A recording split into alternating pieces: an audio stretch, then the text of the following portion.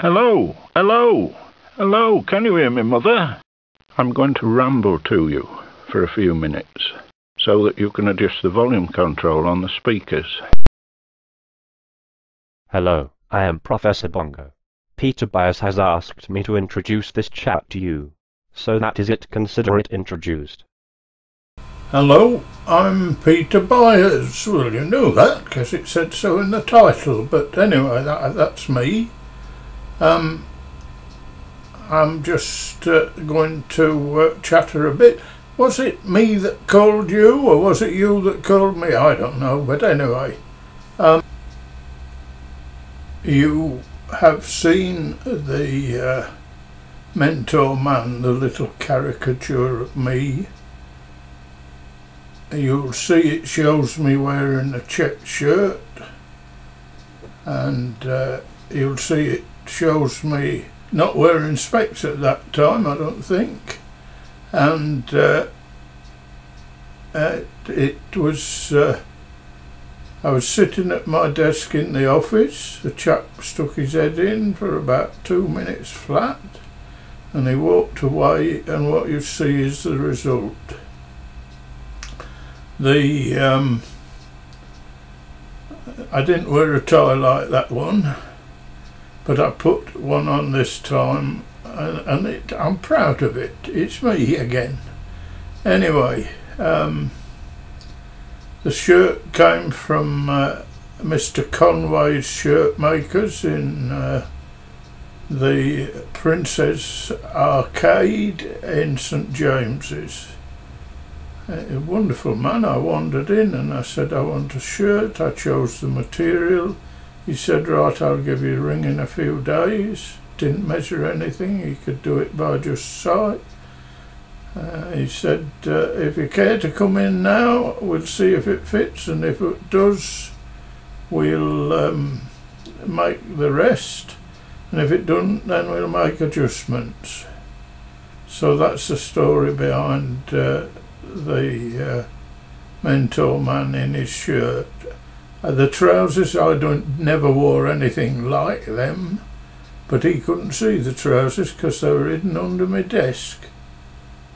So that's the story of the mentor man.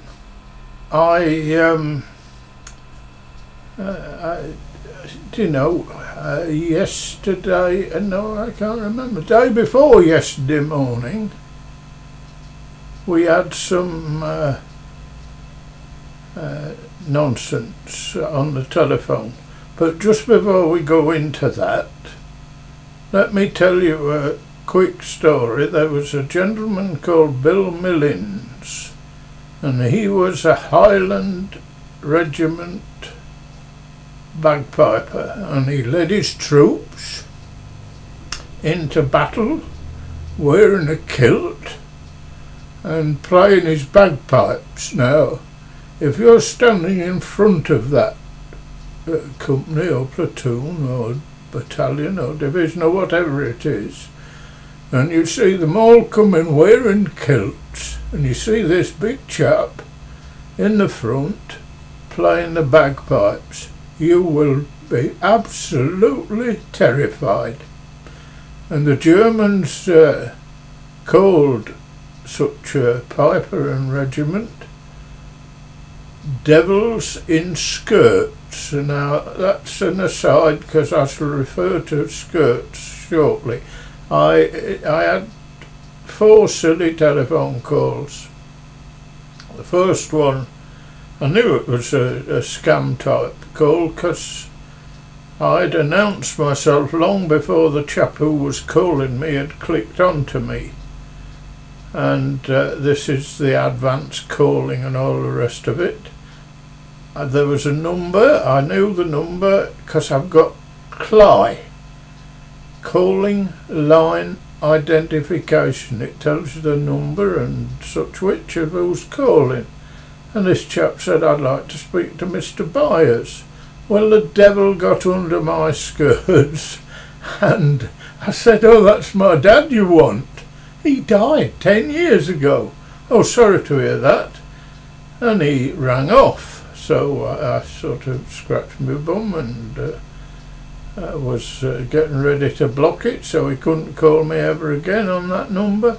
Well, that number popped up, and when he eventually clicked on me, he said, "I'd like to speak to Mr. Peter Byers." I said, "Oh, that's me, how do you do?"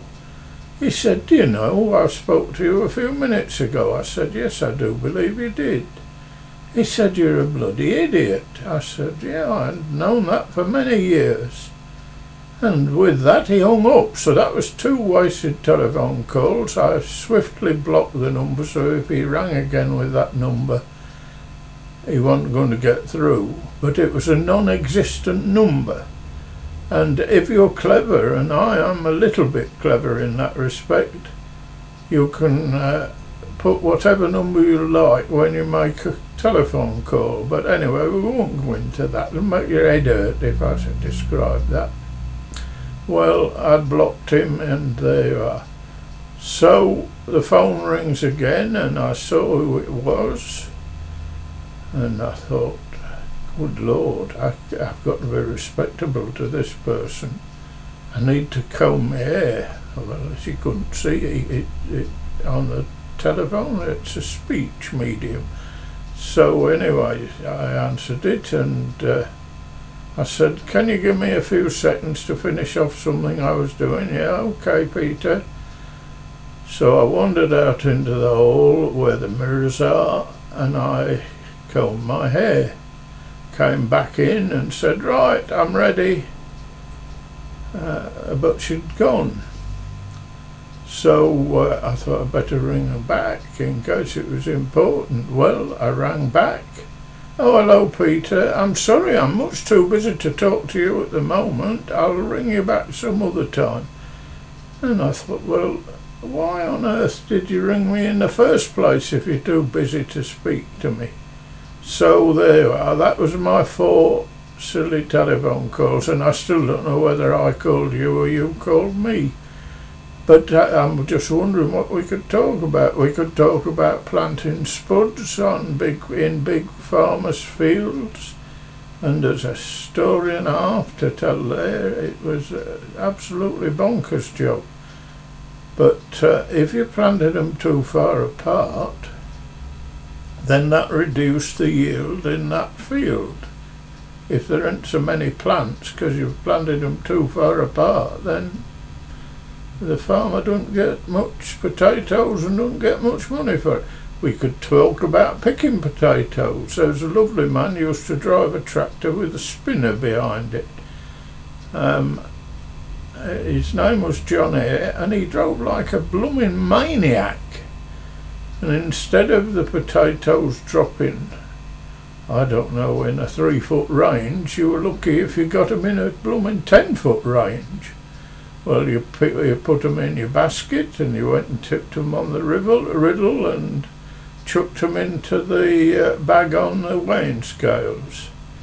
And we could, if you don't like that, we could speak about singling beet. You walk when they're so sugar beet, they sow millions of seeds and they all start to grow. Well, you want just one, well, I don't know what you call it,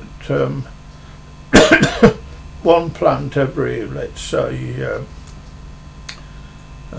12 inches or something like that. And if you get more than one plant in together, so that was it. You'd use a hoe and you'd chop them out.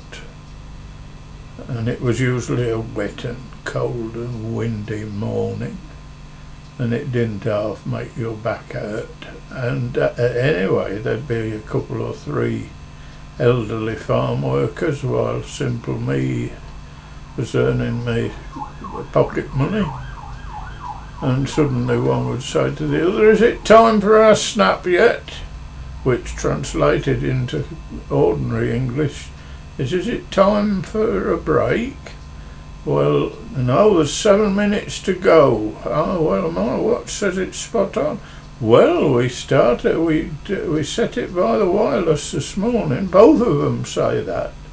Ah, well, they said, yours got a different type of wireless to me. That would account for the difference. So when he rolled up We could talk about computers and the internet and broadband, but that would be above your head, I'm afraid. It would be above mine, given half a chance. But anyway, it's been nice chatting, and we must do it again sometime. I do thank you for watching. That's it.